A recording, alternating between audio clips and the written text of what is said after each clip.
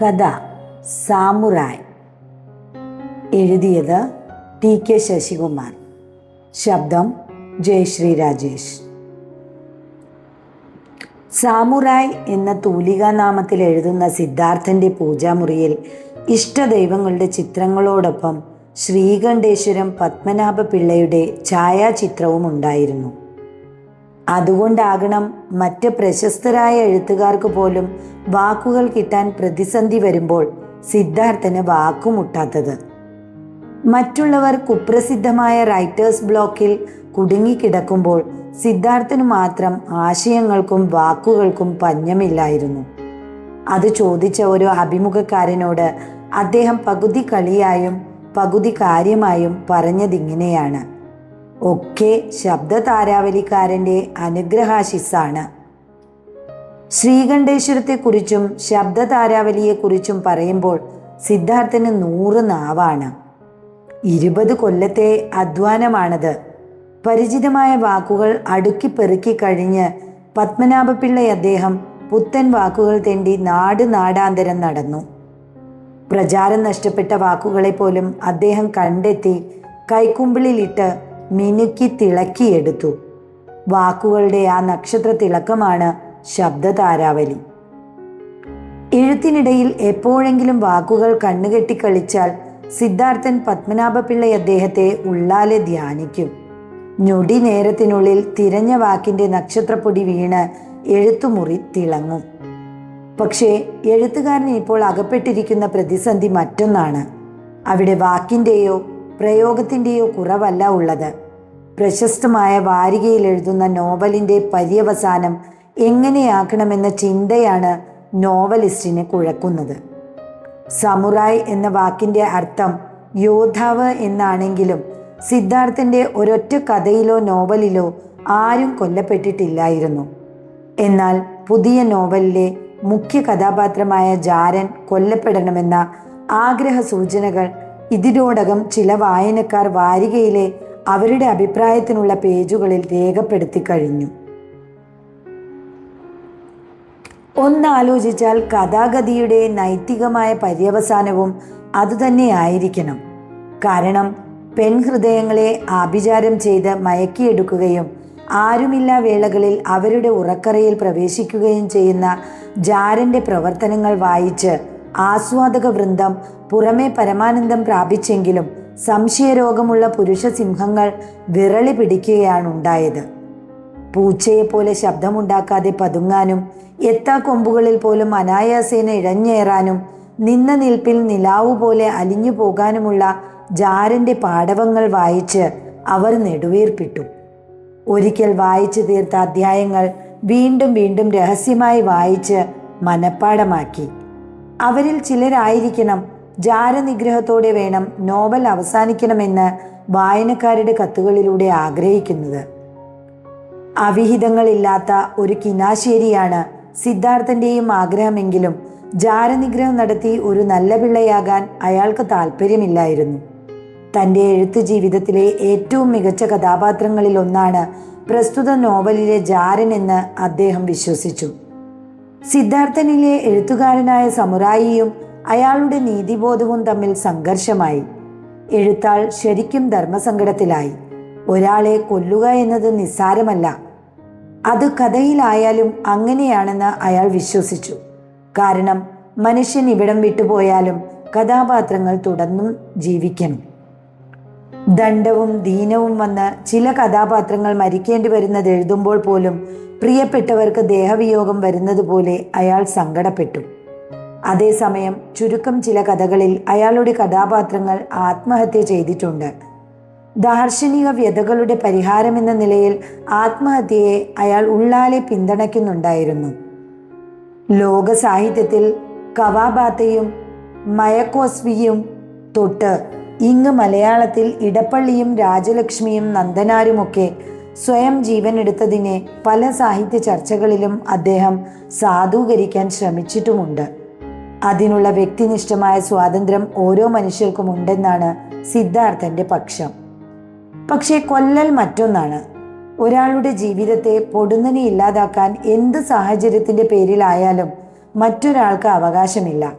അതുകൊണ്ട് തന്നെ തൻ്റെ ഒരു കഥാപാത്രം പോലും അപരഹിംസയിൽ ഇടപെടുന്നത് അയാൾക്ക് ചിന്തിക്കാവുന്നതിനും അപ്പുറമായിരുന്നു. അഹിംസ എന്ന ക്ലീൻ റെക്കോർഡ് തൻ്റെ സാഹിത്യകൃതികളിൽ നിലനിർത്താൻ സിദ്ധാർത്ഥൻ ആഗ്രഹിച്ചു. സ്വകാര്യ സംഭാഷണത്തിനിടെ ഇത് സൂചിപ്പിച്ച ചിലരോട് ആരെയും കൊല്ലാത്ത ചിത്രകഥകൾ എഴുതുമായിരുന്ന ലീ ഫാക്ക് എന്ന സായിപ്പിനെ പറ്റിയും അയാളുടെ മാൻഡ്രേക്ക് ഫാൻറ്റം കഥകളെപ്പറ്റിയും ഉദ്ധരിച്ച് സിദ്ധാർത്ഥൻ സാധൂകരിച്ചിട്ടുണ്ട്. ഫാൻറ്റം കഥകളിൽ നടക്കുന്ന ഭൂതത്തിൻ്റെ അരപ്പട്ടയിൽ നിറത്തോക്ക് കിടപ്പുണ്ട്. പക്ഷേ അയാൾ കുറ്റവാളികളെ മുറിപ്പെടുത്താറേയുള്ളൂ, ആരെയും കൊല്ലാറില്ല. ഇത്രയൊക്കെ ആയിട്ടും നോവലിലെ ജാരനെ കൊല്ലണോ കൊല്ലേണ്ടയോ എന്ന ദ്വിമുഖ ചിന്ത അയാളെ തുടർച്ചയായ 6-ാം ദിവസവും അലട്ടി. രചയിതാവിനെ പോലും കുഴക്കുന്ന ഈ ചിന്ത തൻ്റെ നോവലിൻ്റെ ഭാവിയിലെ വൻ വിജയത്തെയാണ് സൂചിപ്പിക്കുന്നതെന്ന് അയാൾ ഉള്ളാലെ സന്തോഷിക്കുകയും ചെയ്തു. പത്രാധിപർക്ക് അവസാനത്തെ 5 അധ്യായങ്ങൾ അയച്ചു കൊടുക്കാമെന്നേറ്റ തീയതി അടുത്തടുത്ത് വരികയും ചെയ്യുന്നു. നോവലിൻ്റെ പരിണാമമോ സന്ദർഭങ്ങളുടെ തിരഞ്ഞെടുപ്പോ സംബന്ധിച്ച് ഇതുവരെ വളരെ അടുത്തവരോട് പോലും അയാൾ ചർച്ച ചെയ്തിട്ടില്ല. വേറെ എല്ലാ പ്രതീക്ഷകളും കൈവിടുമ്പോൾ കാളൻ നെല്ലായി എന്ന പഴമൊഴിയിൽ വിശ്വസിച്ച് അയാൾ ശ്രീകണ്ഠേശ്വരം പത്മനാഭ പിള്ളയെ തന്നെ സമീപിക്കാൻ തീരുമാനിച്ചു. വാക്കുകളുടെ ദൈവമേ, വഴികാട്ടണേ. പിറ്റേന്ന് രാവിലെ പ്രാർത്ഥനാ നേരത്ത് സർഗപരമായ തൻ്റെ ഈ പ്രതിസന്ധി പരിഹരിച്ചു തരണേ എന്നയാൾ അപേക്ഷിച്ചു. പൂജാമുറിയിലെ ഭിത്തിയിലിരുന്ന് ശബ്ദധാരാവലിക്കാരൻ ഗൗരവം തുടർന്നു. ഡെങ്കിപ്പനി പിടിപെട്ട മകളെ സഹായിക്കാനും പരിചരിക്കാനുമായി സിദ്ധാർത്ഥന്റെ ഭാര്യ ബാംഗ്ലൂരിലേക്ക് പോയിരിക്കുന്ന സമയമാണ്. അവരുടെ അസാന്നിധ്യത്തിൽ അലങ്കോലപ്പെട്ട് കിടന്ന എഴുത്തുമുറിയും പൂമുഖവുമൊക്കെ നേരെയാക്കാൻ അയാൾ തീരുമാനിച്ചു. പുസ്തകങ്ങളും കടലാസുകളും മറ്റും അതത് സ്ഥാനങ്ങളിൽ അടുക്കി വെച്ചപ്പോൾ തന്നെ മുറി പ്രശ്നമുക്തമായതുപോലെ തോന്നി. ഉൾവെളിച്ചത്താൽ മനസ്സ് നിറഞ്ഞതുപോലെയും തോന്നി. ഏതാണ്ട് അതേ സമയത്താണ് അകത്തുനിന്ന് പൂട്ടിയിട്ടിരിക്കുന്ന ഗേറ്റിൽ ആരോ ശക്തമായി മുട്ടുന്ന ശബ്ദം കേൾക്കുന്നത്. കുറിയർക്കാരനായിരിക്കുമെന്ന് സിദ്ധാർത്ഥൻ ന്യായമായും വിശ്വസിച്ചു. വായിച്ച അഭിപ്രായം അറിയിക്കാനും മറ്റും പുതിയ എഴുത്തുകാർ ചുരുങ്ങിയത് 5 പുസ്തകമെങ്കിലും കുറിയറിൽ ഓരോ ആഴ്ചയിലും അയാൾക്ക് അയച്ചു കൊടുക്കാറുണ്ട്. ഗേറ്റിൽ ചെന്ന് നോക്കുമ്പോൾ മറ്റാരോ ആണ്. സിദ്ധാർത്ഥൻ ചോദ്യരൂപത്തിൽ അയാളെ നോക്കി. ഗേറ്റിന്റെ പൊളിക്ക് അപ്പുറത്ത് നിന്ന് അയാൾ മറുപടി പറഞ്ഞു, ഞാൻ താങ്കളുടെ ഒരു വായനക്കാരനാണ്. പതഞ്ഞു വന്ന നീരസം വെളിയിൽ കാണിക്കാതെ സിദ്ധാർത്ഥൻ അയാളെ കാര്യം പറഞ്ഞ് മനസ്സിലാക്കാൻ ശ്രമിച്ചു. സന്തോഷം. എന്തു ചെയ്യാം, ഞാൻ അല്പം തിരക്കിലാണ്. പക്ഷേ ആഗതൻ നിരാശനാകാതെ പറഞ്ഞു, ഇന്ന് പുലർച്ചയ്ക്കുള്ള മെയിലിൽ ടൗണിൽ വന്നതാണ്. പിന്നെ ഒരു ഡോർമിറ്ററിയിൽ ഒന്ന് നടുവു ചായ്ച്ചു. 10 മിനിറ്റ് താങ്കളെ ഒന്ന് കണ്ടിട്ടു പോകുക, അത്ര തന്നെ. ആഗതൻ പറഞ്ഞ സ്ഥലപ്പേര് 4-5 മണിക്കൂർ തീവണ്ടി ദൂരമുള്ള ഒരിടമായിരുന്നു. 40ന്റെ മദ്യം കടക്കാത്ത ചുറുചുറുക്കുള്ള ഒരാളായിരുന്നു ആ മനുഷ്യൻ. അയാളുടെ ശബ്ദത്തിൽ ഒരു വായനക്കാരൻ്റെ ചെറുതല്ലാത്ത അവകാശബോധം അലയടിക്കുന്നുണ്ടായിരുന്നു. സിദ്ധാർത്ഥൻ ഓർത്തു, അനുവാചകൻ വായിച്ചാണ് ഒരാൾ വലിയ എഴുത്തുകാരനാകുന്നത്. പ്രതിഭയുണ്ടായിട്ടും വായനക്കാരൻ്റെ വിരലൊപ്പ് പതിയാത്തതിനാൽ അസ്തമിച്ചു പോയ എഴുത്തുകാരെയും പുസ്തകങ്ങളെയും സിദ്ധാർത്ഥൻ ചിന്തിച്ചു. അദ്ദേഹത്തിനൊരു കോരിത്തെരിപ്പുണ്ടായി. തന്നെ കാണാൻ വേണ്ടി മാത്രം രാവുറക്കമൊഴിഞ്ഞ് ദൂരെ നിന്ന് വന്നിരിക്കുന്ന ആളാണ്. നിരസിക്കരുത്. ഉൾക്കിടിലത്തോടെ ധൃതിപ്പെട്ട് ഗേറ്റ് തുറന്ന് സിദ്ധാർത്ഥൻ ആഗതനെ വീട്ടിലേക്ക് നയിച്ചു. അവിചാരിതമായ ഏതോ ചേതോവികാരത്താൽ സിദ്ധാർത്ഥൻ അതിഥിയെ എഴുത്തുമുറിയിലാണ് ഇരുത്തിയത്. ഏതാനും മിനിറ്റുകൾക്ക് മുമ്പ് മാത്രം അടുക്കി വയ്ക്കപ്പെട്ട പുസ്തകങ്ങൾ ചിട്ടയോടെ അടുത്ത വായനയും കാത്ത് ഷെൽഫുകളിൽ അക്ഷമയോടെ ഞെരുങ്ങിയിരിപ്പുണ്ട്. ആഗതൻ കയ്യിലിരിക്കുന്ന സുഗൽ സഞ്ചി അരികിൽ ഒതുക്കി വച്ച് ഇരുന്നു. കസേരക്കയിൽ താളമിട്ട് അയാൾ സിദ്ധാർത്ഥനെ നോക്കി ചിരിച്ചു. സിദ്ധാർത്ഥൻ അയാളുടെ കൈവിരലുകളിലാണ് ശ്രദ്ധിച്ചത്. കലാകാരന്മാരുടെ വിരലുകളാണ് അവയെന്ന് സാമുദ്രിക ലക്ഷണം. പക്ഷേ ഉയർന്ന ബലിഷ്ഠമായ അയാളുടെ ശരീരവുമായി മെലിഞ്ഞു കൂർത്ത ഈ നീളൻ വിരലുകൾക്ക് ചേർച്ചക്കുറവുണ്ട്. ഏതാനും സെക്കൻഡുകൾ അവർക്കിടയിൽ വാക്കുകൾ മരവിച്ചു കിടന്നു. ഒടുക്കം അയാളുടെ പേര് ചോദിച്ച് സിദ്ധാർത്ഥൻ തന്നെ സംഭാഷണം തുടങ്ങി. അതിന് അയാൾ കൊടുത്ത മറുപടി സിദ്ധാർത്ഥനെ വളരെയേറെ രസിപ്പിച്ചു. ബാലൻ സാറിന്റെ ഒരുപാട് കഥാപാത്രങ്ങൾക്കുള്ള പേരാണ്. യഥാർത്ഥത്തിൽ അത്തരമൊരു യാദൃശ്ചികതയെപ്പറ്റി സിദ്ധാർത്ഥൻ അത്ര ബോധവാനായിരുന്നില്ല.